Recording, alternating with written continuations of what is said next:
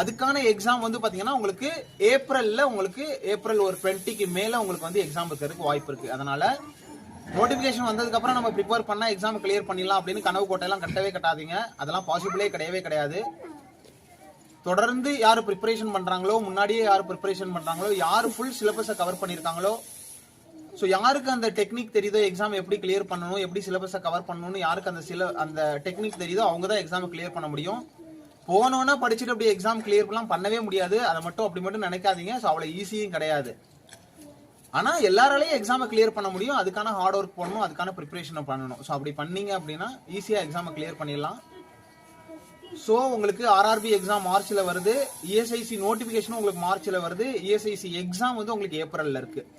தொடர்ந்து ப்ரிப்பரேஷன் பண்ணுங்க. அடுத்த வீடியோல உங்களுக்கு கோச்சிங் கிளாஸ் போனாதான் கிளியர் பண்ண முடியுமா அப்படிங்கறத நான் உங்களுக்கு கண்டிப்பா சொல்றேன். வேணுங்கிறவங்க கமெண்ட்ல சொல்லுங்க. இந்த வீடியோ உங்களுக்கு இன்ஃபர்மேட்டிவா